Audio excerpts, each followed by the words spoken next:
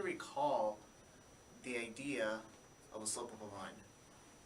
So we said that the slope of a line, you can think of it as rise over run, right? Another way of thinking about it is y sub 2 minus y sub 1 over x sub 2 minus x sub 1. Now, when you were dealing with problems like these, they probably give you x and y values, and all you really had to do is plug in the corresponding y values here and the corresponding x values down here and take the difference between them. But what does it all really mean? Well, if we look at the population question that we just did, or the distance question that we just did, notice that all we really did is just find the slope.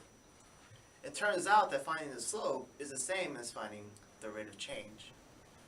So here, I'm going to go ahead and rewrite a different expression that represents the example that we just did. So here we have change of population divided by change in time. So if you recall, I'm just going to go ahead and write the numbers that we worked with before, and those numbers were 10.1 minus 9.1. And notice that you could think of 10.1 and 9.1 as your corresponding y values, but really they're p-values, because here our p-value is our dependent variable, and when you're working with this formula, y was our dependent variable. And the same way with the time, if you recall the numbers, we had 2015. In 2015, our population was 10.1 million. And I believe it was, 1995.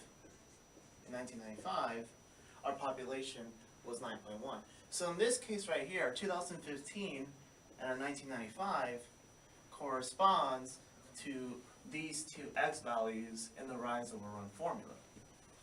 So, and again, we could go ahead and do the math here.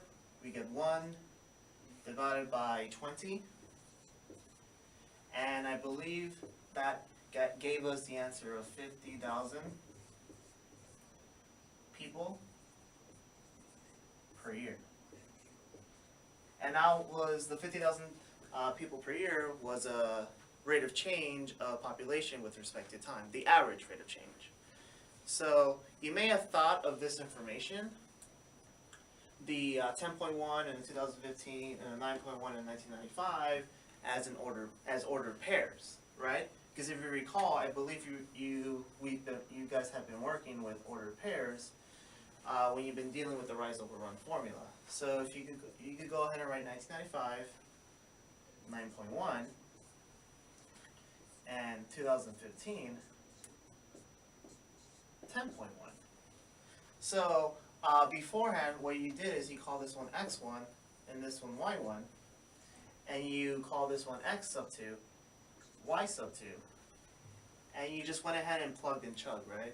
You plugged in chug to this rise over run formula, this y2 minus y1 divided by x2 minus x1 formula. And if you notice, doing it this way, the rise over run formula, and thinking about it conceptually, it gives us the same result. So in other words, finding the slope is the same as finding the average rate of change, assuming that this population growth is a linear population growth. So in this population problem, the population in the LA County from 1995 to 2015, notice that there was an increase of people from 9.1 to 10.1. So it makes sense that our average rate of change is actually a positive value. But you could also have negative values, negative rate of change values, depending on the context of the problem. So it is possible to have losses, or in other words, negative rate of change in your problems. It just depends on the context of it. So let's take this example, right? So let's say we have $2,000 in your bank account at the moment, and you have to pay rent, right? And 4 months later, you have $600 left in your bank account. So that's 4 months later, and you have to pay rent. and you realize that you have $600 left from the $2,000. So, in other words, how much are you paying rent on average per month? So there's several ways we could think about this. Let's first approach it the conceptual way. Here we could think of from 2,000 to 600. That's a $1,400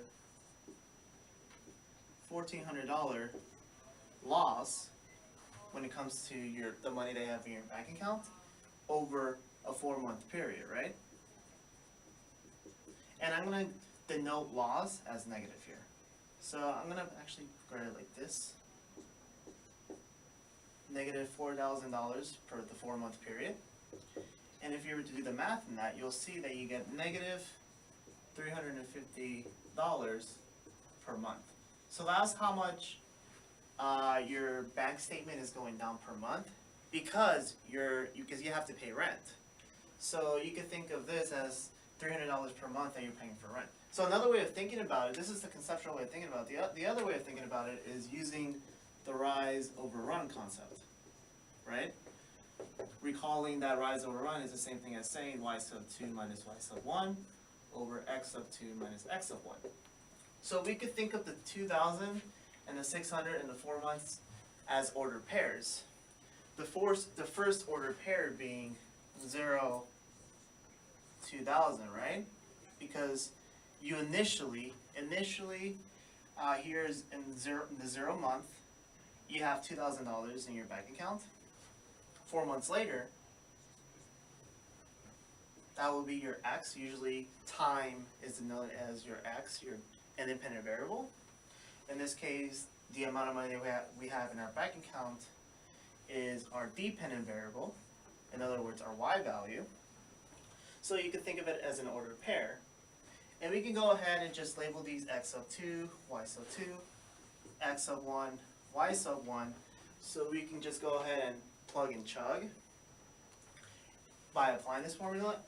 And let's just go ahead and do that real quick. So we have $600 minus $2,000 divided by 4 months minus 0.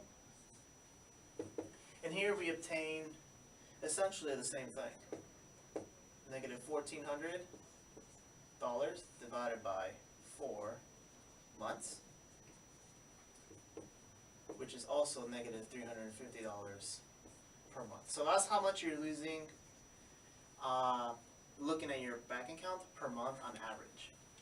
So going back to the ordered pair fashion, like I was saying earlier, here this is your independent variable and your dependent variable. So a nice little conceptualized formula when it comes to an ordered pair could be like so. You could think of it as month that goes here and balance that goes here. So this is your independent variable. I'm going to write IND for short, independent, and this is your dependent variable. And usually ordered pairs are written as so, always your independent variable being here, your dependent variable being there. So either approach, you approaching it the conceptualized way, like we did right here, or approaching it in terms of the rise over run way, thinking about it as ordered pairs. Either way, we're analyzing an average rate of change. How does one quantity change with respect to another? So far we have seen in the previous examples that we can have both cases of positive rate of change and negative rate of change. The first being positive rate of change dealing with population growth in LA, and the second being negative rate of change dealing with an account balance and you having to pay a monthly rent of $350 per month.